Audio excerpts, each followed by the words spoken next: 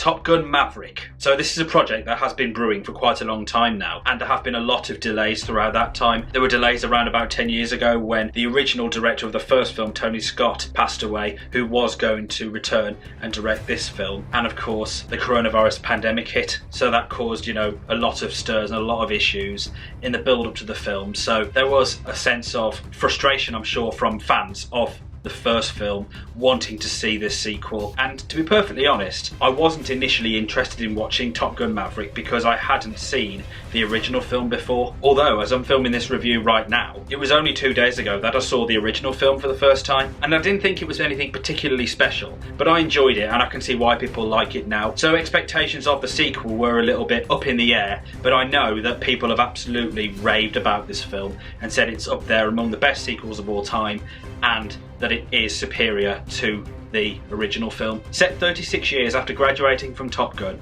and decades of service as a test pilot, Captain Pete Mitchell, aka Maverick, is recruited back into the United States Navy Strike Fighter Tactics Instructor Program to train a group of young Top Gun graduates, one of whom includes the son of his deceased best friend, Goose. So in many ways it's pretty much Maverick here showing his experience rather than being a young hotshot wanting to be a pilot like we saw in the original film. It took a different direction, this film, because the original was almost like a B movie where it was just popcorn fun, but this one, the scale was just much bigger. The action sequences were a lot more realistic, I would say, and maybe that's because it's 2022 and then was 1986, and that's not me discrediting anyone back then. I just think it's just changed totally differently now, and I think that's where it's authentic, particularly in the flying sequences as we see throughout most of this film, which are absolutely stunning. And I would probably go so far as say that the action sequences were probably some of the most breathtaking that I've ever experienced in my whole life of watching films, because it just drew you in constantly, and it just goes to show that it's not always about explosions. Even though there were some in this film, of course, it's about creating that exhilarating experience for the audience, and that's what you got constantly. You felt like you were there with them flying in those jets. It's about creating that consistent thrill that just makes us feel absolutely exhausted afterwards, and this film was exactly that. You just felt on edge for the characters. I mean, I'm a somewhat nervous flyer anyway, and even I felt anxious in an exhilarating way, as well as feeling awed by the characters who are plying their craft in the jets, and from a cinematic perspective, just feeling amazed by how it was shot. From my own experience, I watched it in the cinema with just 2D. I didn't have all of the 4DX or Super Screen or IMAX or anything like that. And if anything, this film showed that you don't always need all the technology and all of those things to enhance the cinematic experience, because they can just do it perfectly well with just 2D, with just a screen, and that's exactly what this film showed. And I think also it genuinely showed the intensity and the realism of what it's like being a test pilot. So the action sequences were absolutely top notch, and the narrative was really good as well. It was engaging, it was compelling, it was emotional, and it was quite nostalgic in many ways, because of course it's a sequel to an absolute classic, but it still had a very deep plot by itself. Just the fact that the film was set and filmed and released over 30 years later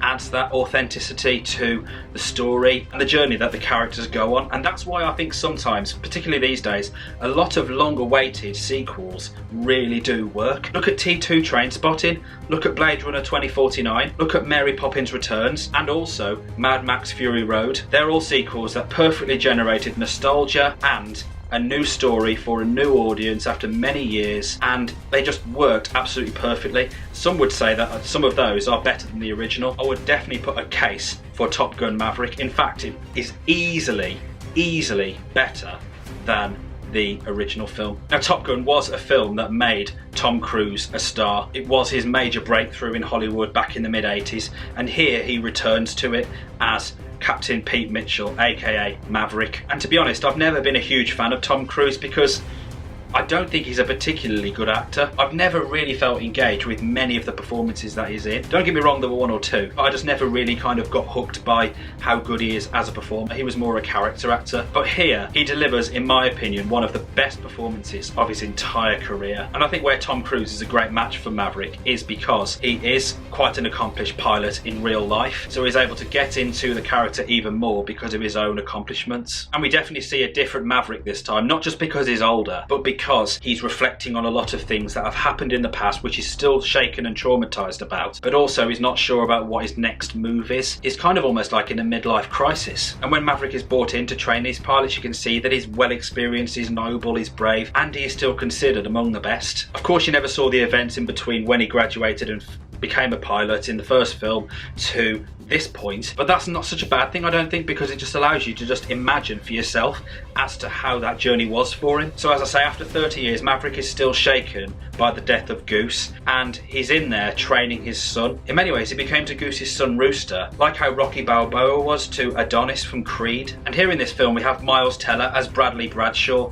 aka Rooster. Now, I don't know if it's deliberate or just a coincidence that Goose's son is played by an actor called Miles, given that the character is a pilot, but regardless, he nailed the role of Rooster, and he gave a very, very powerful performance. You also explored his journey as well, not just for his own career, but to also enhance his father's legacy. But Teller was an absolutely brilliant addition to the cast, and I would say it's probably his best performance to date. In fact, I read somewhere that Teller actually chose the name Rooster for this character, as they're also a bird, like a goose. So if that's true, I think that's quite a nice touch. Also, Academy Award winner Jennifer Connelly has a role in this film as well, and I really liked her character in this, but she was in it solely for just being the love interest of Maverick. She was just like a replacement for the original, because I don't think it was explained why Kelly McGillis didn't return as Charlie Blackwood. But that being said, I liked her involvement in this film, and she did show a genuine connection with Maverick and had good chemistry with Tom Cruise as well. Now, in an emotional appearance, Val Kilmer returned as Tom Kazansky, aka Iceman. And what I really loved about Val Kilmer's appearance in this was that the producers actually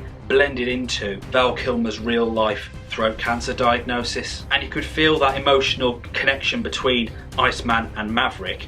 And it's a credit to Val Kilmer's performance by showing us that authenticity, and for also willing to show the character in this way. I also really love the other characters in the group of pilots as well, including Hangman, Phoenix, Bob, Payback, and Fanboy. So I thought the characterizations in this film were very much on point. And overall, Top Gun Maverick is an absolutely fantastic sequel that is truly miles better than the original film. And I think sometimes when you are wanting to turn a successful hit into a franchise, you've sometimes got to pick your moments. You've just got to choose the right time to release a follow-up that blends into the story, because sometimes they don't work, where they just milk it after sequel after sequel after sequel after sequel. And here they've done it absolutely perfectly. They decided to just make it character driven, and that was what was key about it, and they just picked the absolute perfect time to release it, and that's why it's got the global attention and critical and commercial success that it thoroughly deserves. So what did you think of Top Gun Maverick? Did you actually enjoy it more than the predecessor, or do you think the original is too good to be topped? Let me know in the comments below, and as always, if you're going to enjoy this video, then please hit the like button and subscribe for more, and have a notification bell tick so you're notified when I upload a new video, and I'll catch you in the next one. Take care, everybody.